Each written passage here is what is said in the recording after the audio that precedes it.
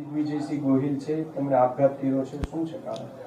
Ghogha police સ્ટેશનમાં ફરજ બજાવતા હેડ કોન્સ્ટેબલ જે દિગ્વિજયસિંહ જયદેવસિંહ ગોહિલ છેલ્લા 4 થી સવા 4 વર્ષથી ઘોઘા પોલીસ સ્ટેશનમાં ફરજ બજાવતા હતા અને ગઈકાલે તારીખ 21ના રોજ તેણે ભૂતેશ્વર ગામ નજીક ઝેરી દવા પીને આપઘાત કરવાની જે કોશિશ કરેલી એ અનુસંધાને તેઓને સર્ટી હોસ્પિટલમાં લાવવામાં આવેલા અને તે બાબતે તેઓના જે પિતાશ્રી જે છે જે જયદેવસિંહ કસળસિંહ ગોહિલ રહે ચિત્રા નાઓનું નિવેદન લઈ અને એક જાણવાજોગ દાખલ કરેલી, જેમાં તેઓના પિતાશ્રીએ જણાવ્યું કે જે દિગ્વિજયસિંહ છે તે ડૉક્ટર કેયુર પરમાર સાહેબની થોડા સમયથી તેઓની માનસિક રોગની જે દવા લેતા હતા અને તે બાબતે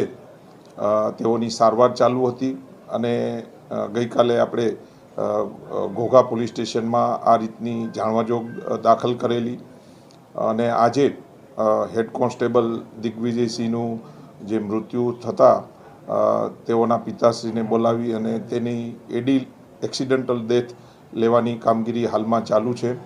તેમજ આ કામે મામલતદાર સાહેબને બોલાવી અને તેના રૂબરૂ ઇન્ક્વેસ્ટ ભરવાની કામગીરી બી હાલમાં ચાલુ છે. Thank you. સાહેબ, પરિવારનો આક્ષેપ છે કે કામના ભારણના લીધે આપઘાત કર્યો છે. ગઈકાલે તેઓના પિતાશ્રી છે જયદેવસિંહ તેઓનું બી જાણવાજોગના કામે નિવેદન લેવામાં આવેલું અને તેમાં જણાવ્યું કે કેયુર પરમાર સાહેબની તેઓ દવા લઈ લે હતા અને છેલ્લા 2 થી 3 મહિનામાં તેઓ માનસિક રોગની દવા લઈ રહ્યા હતા અને આજે એડીના કામે બી તેઓનું નિવેદન લેવામાં આવેલું છે અને એડી દાખલ થયા બાદ તેની તપાસ કરવામાં આવશે. અચ્છા સાહેબ, કેટલા સમયથી સિક લીવ ઉપર હતા? હા, થોડા સમયથી સિક લીવ ઉપર હતા અને છેલ્લા એકાદ મહિનાથી તેઓ હાજર થયેલા છે. અચ્છા સાહેબ, કેટલી વાર પોલીસ દ્વારા નોટિસ આપવામાં આવી હતી? તેવો પણ આક્ષેપ છે કે તેના ઘરે પોલીસ પણ જતી હતી.